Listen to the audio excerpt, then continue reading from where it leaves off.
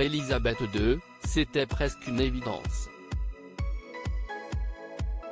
Depuis la mise en place du Megoi et le départ du prince Harry et de Meghan Markle aux États-Unis, Sa Majesté a fait en sorte de tout gérer d'une main de maître.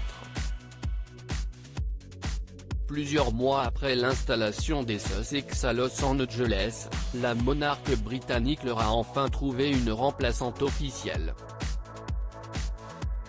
Et l'annonce de son nom ne surprendra personne puisqu'il s'agit de Sophie de Wessex, une femme qu'Elisabeth II apprécie depuis de très longues années. Mais ces derniers mois n'ont pas été simples pour le prince Édouard et son épouse, qui commençaient à avoir l'habitude d'être mis en avant par la couronne. Selon l'experte Angela Levin, le couple s'est même senti laissé de côté alors que les deux sont très désireux de jouer un rôle plus important au sein de la famille royale. Selon l'autrice royale, le fils d'Elisabeth II et la comtesse ont déjà commencé à se mobiliser pour prendre la suite du prince Harry et de Meghan Markle. Une aubaine pour Sa Majesté qui adore Sophie de Wessex, une femme travailleuse et acharnée. Je suis sûr que le comte et la comtesse de Wessex intensifieront leurs efforts, a-t-elle affirmé dans les colonnes de The Express. Ils l'ont tout fait récemment depuis que Harry et Meghan sont partis.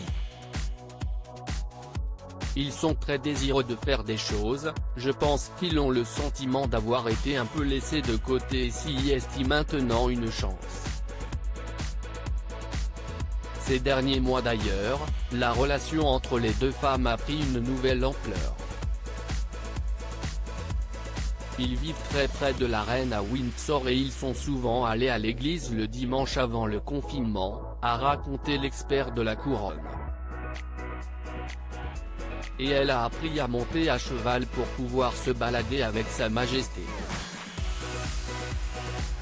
Sophie de Wessex et le prince Edward faisaient partie des 8 membres de la famille royale qui se sont réunis à l'extérieur du château de Windsor il y a quelques semaines, surnommé la Nouvelle Entreprise, le couple, Kate Middleton, le prince William, le prince Charles, Camilla Parker Bowles et la princesse Anne. Sophie de Wessex, la favorite de la reine, un choix loin d'être anodin lorsque l'on sait que Sophie de Wessex a toujours été dans les petits papiers de la reine. Au fil des ans, la comtesse a en effet noué des liens très étroits avec sa belle-mère,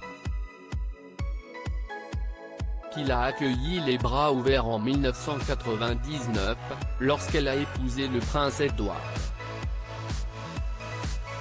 Très proches, les deux femmes entretiennent une relation presque familiale.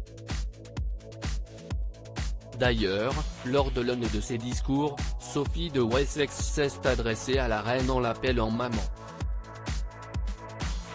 Souvent décrite comme la favorite de la reine, elle est peu à peu passée de membre secondaire de la famille royale à celui de membre de premier plan. Ce n'est donc pas une surprise qu'Elisabeth II l'ait choisi pour remplacer sur le devant de la scène les Sussex, très heureux de l'autre côté de l'Atlantique. Une situation qui convient donc à tous les protagonistes.